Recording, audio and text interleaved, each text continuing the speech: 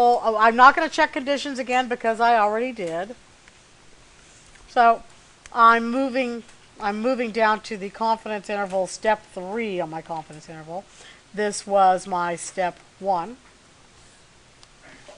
So it is, we'll do males minus females. So now I'll take the sample, males minus females. I don't subtract off the hypothesized difference because I'm not hypothesizing anything. Plus or minus my critical T times my standard error, which is that funny formula that I gave you before. Standard deviation of the males squared, better known as variance, divided by the sample size of the males plus the variance for the females. So this was 2.3625 minus 1.568 plus or minus, we'll use 11 degrees of freedom again. And a critical T for 11 degrees of freedom, I think I wrote that one down as 2.201. Somebody can check me on that. Times this standard error, 1.568 squared over 13 plus 1.434 squared. Oh, sorry, the males are 12 and the females are 13. There you go. And I'll give you a second. Let me count. 1, 2, 3, 4, 5, 6, 7, 8, 9, 10, 11, 12, 13. The females were 13.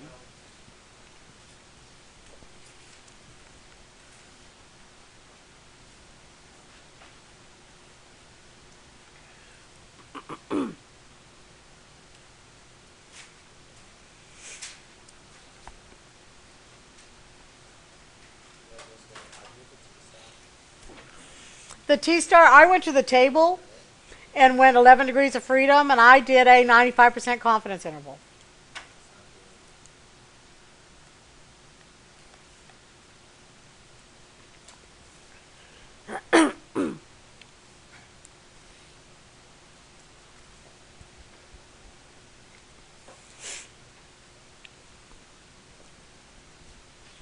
Anybody got a confidence interval for me yet? We just sleeping, we doing other things, got a new procedure. Of course, you're working on other homework. I used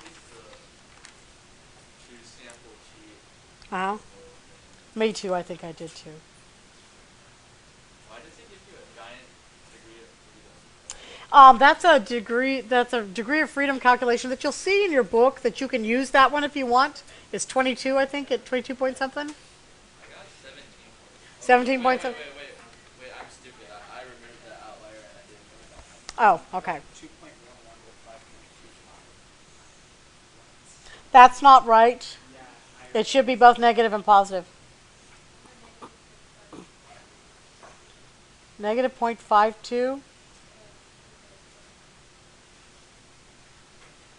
what I did wrong. Subtract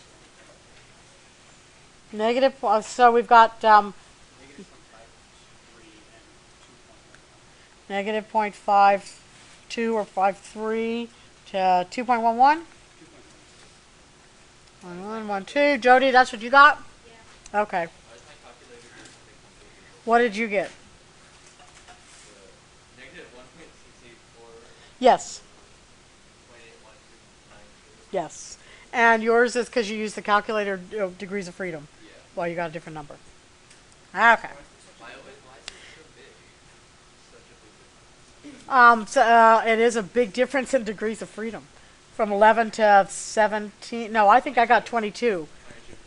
22.3. Yeah. How can you have degree of freedom that's bigger than percent? The degrees of freedom, there's a little shortcut. It's not a shortcut. There's a way that you can raise your degrees of freedom by throwing, it's not quite pooling, but it's kind of like pooling, and gives you a less conservative estimate, gives you a little bigger, little finer estimate, but it's throwing together, I think, the standard deviations. Yeah, After, that's ch- what they probably do. yeah, So like, yeah, if you have two samples, the other method essentially combines those two. Yeah. So Yeah. it has one. yeah, and which we're going to talk about that. That's kind of like pooling, but and we won't pool our standard deviations for doing a significance test, but we can essentially pool them for getting the degrees of freedom. All right, that was supposed to be tomorrow's lecture. Oh, we'll do that. Okay, so 95% confidence. So we are 95% confident that the difference in flight difference between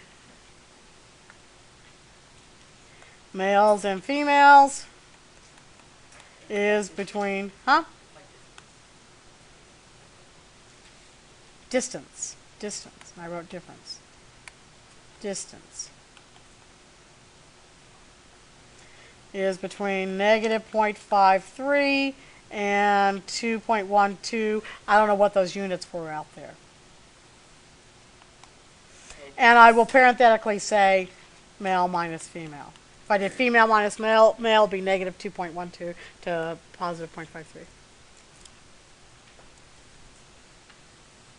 Okay. Since I get both a positive and a negative number there, then my significance test should be showing me no difference between the two. And put that one in your hat and think about that.